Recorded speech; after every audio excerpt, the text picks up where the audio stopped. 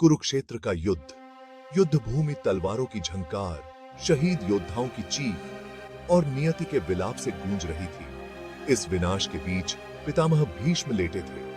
उनका शरीर अनगिनत तीरों से छलनी था। उनका जीवन डूब रहा था, फिर भी उनकी आत्मा ऊपर उठ रही थी और जीवन चुप रहती थी। उनके ऊपर रथ की रास थामे कृष्ण खड़े थे। सन्नाटा छा गया। हवा प्रत्याशा से भर गई। हार में भी भीष्म की आत्मा ने सम्मान प्राप्त किया। कृष्ण ने भीष्म की आंखों में मौन प्रार्थना को देखते हुए धीरे से अपने रथ को पास लाया। युद्ध का मैदान, जो कुछ क्षण पहले युद्ध के नारों से गूंज रहा था, अब अपनी सांसें रोककर इस महत्वपूर्ण संवाद का मूक गवाह बना हुआ था। और मैं भी मिसाल था। बोलो भीष्म, आप क्या ज्ञान चाहते हैं? कृष्ण, मेरी दृष्टि धुंधली हो रही है, फिर भी मेरा मन समझने के लिए तरस रहा है। हे गोविंद, मुझे धर्म की पेचीदगियों को समझाएं। प्रश्न गंभीर और शाश्वत हवा में लटके हुए थे। कृष्ण जानते थे कि उत्तर कठोर उच्चारणों में नहीं, बल्कि हृदय की शांत फुसफुसाहट में निहित है। भीष्म, धर्म कोई कठोर रास्ता नहीं है, बल्कि एक बहती नदी है। यह हमारे जीवन के इलाके के अनुकूल है, हमेशा बदलता रहता है, फिर भी अपने सार में स्थिर रहता है। आपका जीवन धर्म का प्रमाण रहा है। आपने जो सही समझा उसके लिए लड़ाई लड़ी, अपनी शपथ निभाई, तब भी जब इससे आपको दर्द हुआ। आपने व्यक्तिगत इच्छा से ऊपर कर्तव्य को, आत्म संरक्षण से ऊपर त्याग को चुना। भीष्म अटल दृष्टि से ध्यानपूर्वक सुन रहे थे।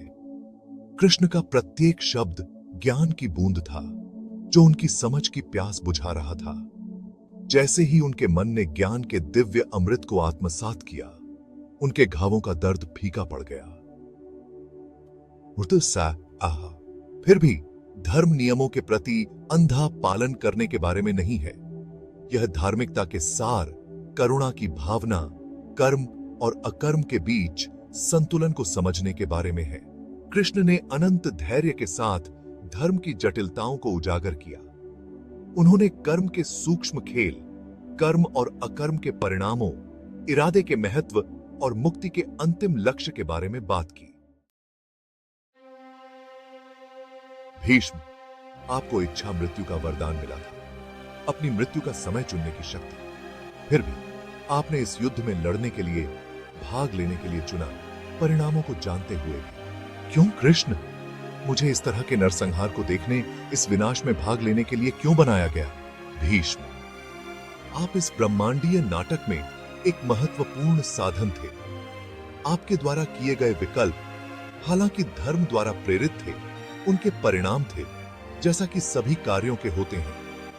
यह युद्ध, यह विनाश, संचित कर्म का, जन्मों से किए गए विकल्पों और किए गए कार्यों का प्रकटीकरण मात्र था। आपने अपनी नियति को पूरा करते हुए अपनी भूमिका निभाई। कृष्ण के शब्द कोई निर्णय नहीं थे, बल्कि एक स्पष्टीकरण थे। उन्होंने दोष मुक्त या निंदा करने की कोशिश नहीं की, बल्कि ज्ञान देने की कोशिश की। युद्ध का मैदान, नियति के इस भव्य नाटक का एक मंच, महत्वहीन हो गया। जो बचा रहा वह था चुनाव, परिणाम और स्वतंत्र इच्छा और नियति के बीच जटिल नृत्य का गहरा सत्य। कृष्ण, अब मैं देखता हूं, मेरा जीवन, मेरे विकल्प, मेरे कार्य, सभी एक बड़ी योजना का हिस्सा थे। मैं आपकी दिव्य इच्छा के आगे समर्पण करता हूं। भीष्म पर शांति की अनुभूति हुई। दर्द, पछतावा, पीड़ा, सब कुछ एक शांत स्वीकृति में विलीन हो गया। उसने अपनी लड़ाई लड़ी थी, अपनी पसंद बनाई थी, अपने सबक सीखे थे। अब जाने का समय आ गया था।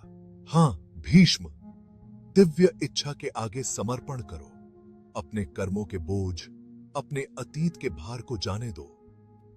वर्तमान क्षण में शांति खोजें। उन शब्दों के साथ भीष्म ने अपनी अंतिम सांस ली। युद्ध से तबाह उनका शरीर आखिरकार शांति से मिला। उनकी आत्मा सांसारिक अस्तित्व की बेड़ियों से मुक्त होकर दिव्य प्रकाश की ओर उठ गई। युद्ध का मैदान शांत और स्थिर, गहन बातचीत का प्रमाण बना रहा। स्वीकृति, समर्पण और जीवन और मृत्यु के शाश्वत नृत्य में एक अंतिम पाठ। कृष्ण और भीष्म के बीच की बातचीत जो एक शांत युद्ध के मैदान में हुई थी, समय के साथ गूंजती रही।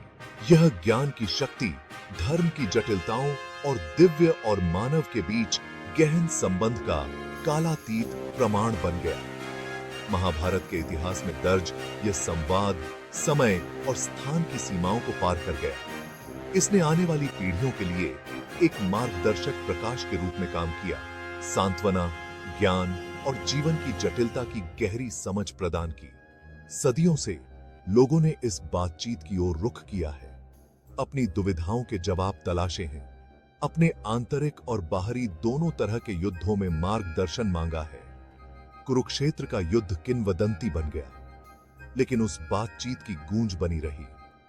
वे धर्म ग्रंथों के पन्नों से फुसफुसाते रहे, साधकों के हृदय में गूंजते रहे और अनगिनत आत्माओं को आत्म साक्षात्कार की यात्रा पर प्रेरित करते रहे। कृष्ण और भीष्म के बीच की बातचीत केवल एक ऐतिहासिक वृत्तांत नहीं है, यह आज भी गहराई से प्रासंगिक है। उनका संवाद कालातीत ज्ञान प्रदान करता है, जो हमारे आधुनिक जीवन पर लागू होता है। भीष्म की दुविधाएं हमारे अपने आंतरिक संघर्षों से मेल खाती हैं। असंभव विकल्पों का सामना करने पर भी अस्पष्टता से घिरे दुनिया में धार्मिकता के लिए प्रयास करने के लिए प्रेरित करती है। उनके शब्द हमें जागरूकता के साथ कार्य करने, इस ज्ञान में शांति खोजने के लिए प्रोत्साहित करते हैं कि हम एक बड़े ब्रह्मांडीय नाटक का हिस्सा हैं। भीष्म की यात्रा हमें जाने देना, जीवन के अपरिहार्य तूफानों के बीच भी ईश्वरीय इच्छा के आगे समर्पण